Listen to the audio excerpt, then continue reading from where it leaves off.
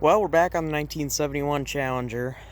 First of all, I do apologize for not really posting on this car. There's been a lot of things going on, been very busy over this last year, and I really haven't been doing a lot of videos in general. But we're going to be right back on the whole making videos and getting content and all that out starting very, very soon. So here we are kind of back on the Challenger, and I talked about it last time.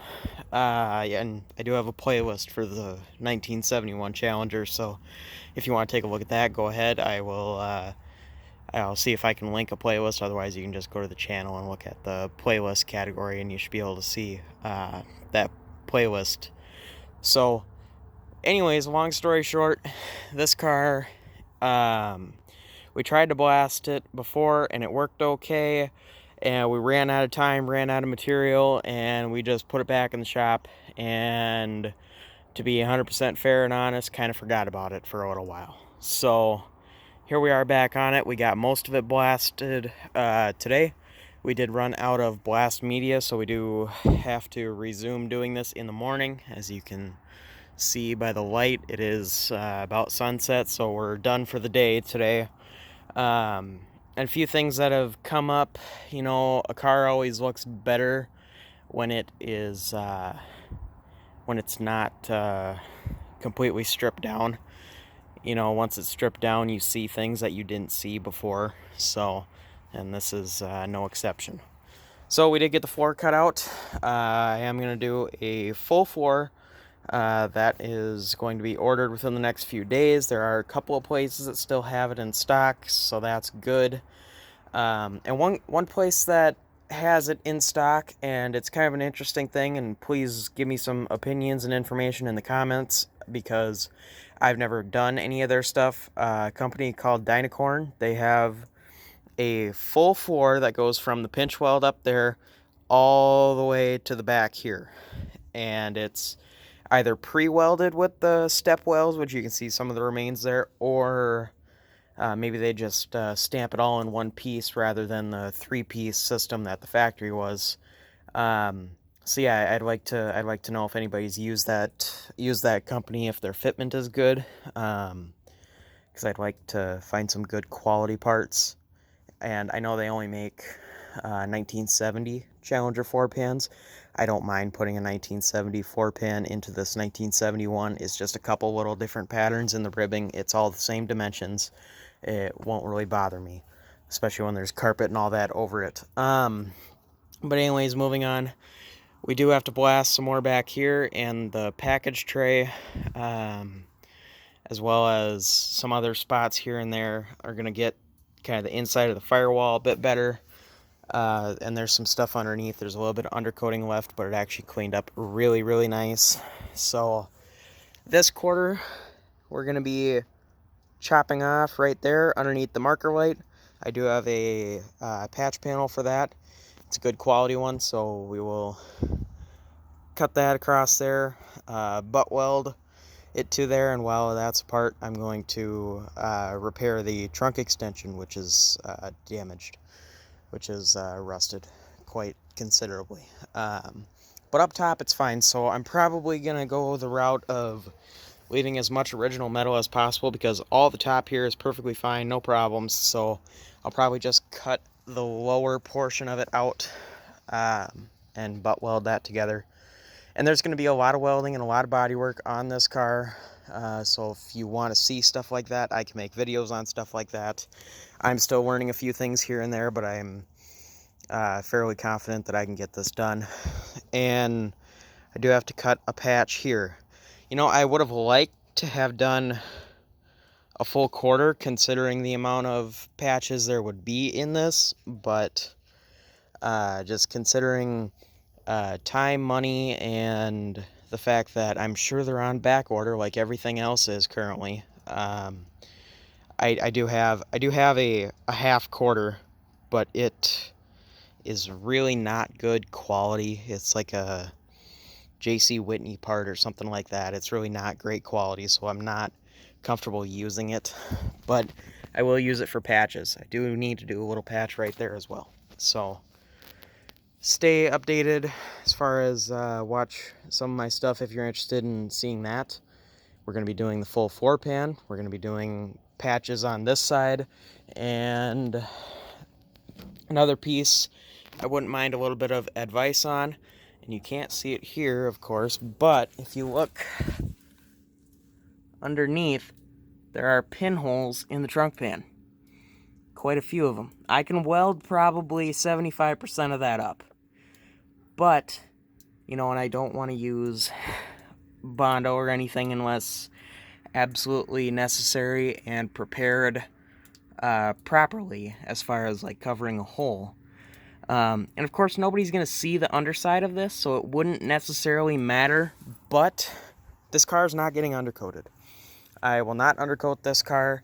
It will be painted top, bottom, inside, and out. So if anybody has recommendations of what to do with some of that pinhole situation, I'm all ears.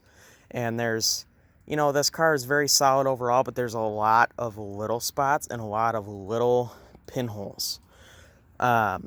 This I'll probably need to cut a patch out of, because that I did attempt to weld up and it just didn't really come around. So that will be a little bit of a process. And I'll make a little patch for here. This quarter lip, it just rusted out a little bit there. And then there's one little patch on the rear frame rail there. So that is where we're at for kind of the lower half of the body wise. Upper half, right on the lead seam there's a little hole. I'm not sure what exactly to do about that. That's a very accessible area. I could probably get some flat sheet, get it here, and then in a vise do like a 90-degree and just patch that area, as well as the same for this. I don't know if you can see it on camera, but right in front of my finger there's a little bit of hole there, which again, same thing, flat, bend it 90-degree, go down, and you can stitch weld that back into place fairly easy. And I want good quality work done across the whole car, but in areas like that, I'm not as concerned about it, because once the rear window trim and the rear window is in, that's never going to be visible again. But like I say, I really don't care if it's visible or if it's not visible in the finished product. I want it to be good. And this car, you know, this car is continuing to just be weird upon weird. You know, why is there a little pinhole there? I don't know. There's no other rust in the area. There's just that, you know. And the big area I'm a little bit concerned about is the edge of the tail panel here. So this is where there's two pieces. This piece looks okay, but there's two pieces of metal. There's this kind of complicated situation here, and then there's the edge of the quarter lip. So we'll be looking at how to do that. I'll probably have to cut the whole area out, make the inside patch, and then make the outside over top and make it a factory looking seam. So we will see how that turns out. And there's a lot of learning involved in this too. You know, I've done some welding and body work and other related stuff like that, but not a ton. So get it flipped over a little bit. The wheelhouses are all super nice, super clean. That's just a little bit of dirt or whatever. And I did notice there's a couple little pinholes there, so I need to address those. You know, I wish there was a way, and if by all means, if you have any information or advice or tips or any of that, please put it down in the comments. I'm all ears for any tips or advice. I wish there was an effective, clean way of filling pinholes, either with some sort of epoxy that would be strong, sturdy, and last, or if there was a different style of welding per se. So, and then we did dig into the lead seam here. Somebody has made it into a brass seam somehow, for some reason. somebody clearly dug out all the lead. This is not lead, but dug out all the lead previously and then filled it with brazing. So we will be grinding all that down and then filling that back as a factory seam. So that will be a bit of a new process, as well as that's not something that I've done before. And I've heard a lot of different people say to use a lot of different materials. So definitely, if you have any advice for that, let me know as well. And yes, I know the right way to do it would be to, anywhere there's any rust, to get the full panel from AMD or any of your Classic Industries or any other company like that. Yes, I know that that is the correct way of doing it. I'm aware of all that, but due to time, money, and global back order on parts, we got to work with what we have. Now, it might be hard to tell on camera, but there is a hole there, so I'm going to I'll probably just cut out on this edge, cut out kind of a triangle here, and just get a flat piece in there, weld it back in. I don't see that there would be any damage underneath from what I can tell. So yeah, and then all these spots where there's brazing is where the clips were for the vinyl top trim.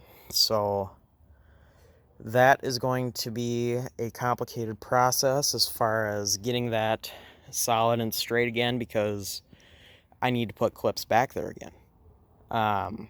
This car is going to be a vinyl top car again. So keeping that in mind, I'm going to have to figure some stuff out like that. So anyways, kind of rambling on, but the next step of the process is finish blasting it. I got to blast the roof. I got to blast some other under the body stuff, like some inner wheelhouse and the back seat area, a little bit more in the trunk, a little bit more in the front firewall. Then we're going to be getting the rest of the floor out. So yeah, definitely going to be interesting. And if anybody has any advice on good spot weld cutters, where to get them, if anybody could throw a link in the description or the comments, or if anybody knows really good spot weld cutters, because this floor pan has been just a fight every step of the way. We don't have proper spot weld cutters currently, so that's definitely a real factor. But this has just been fighting me every step of the way. But anyways, I'm gonna flip the car over again on the other side here, if I can do this one-handed, which I probably can't. Oh, there it goes. And here's a little view of the underside. It's all very nice, very clean. This will be sitting out overnight, so I did spray it down with a water-soluble rust inhibitor. So we will spray it down, and we will be getting this in the shop tomorrow. And I'm going to be epoxy primer on all the bare metal. I mean, even over the holes and stuff. And I know, you're probably thinking, well, why are you priming it if there's holes there? Well, I'm just trying to seal all the metal, let it dry, let it be sealed and protected, and then we'll be grinding off on whatever areas we need to be doing any welding or pulling of any major body work where we need to use like stud gun for the puller. So yeah, but we will get a more in-depth update after the rest of this is blasted and in the shop tomorrow, and try to get a video of some footage with the paint gun priming. So I guess that's pretty much it for now. I'll see you guys in the next one.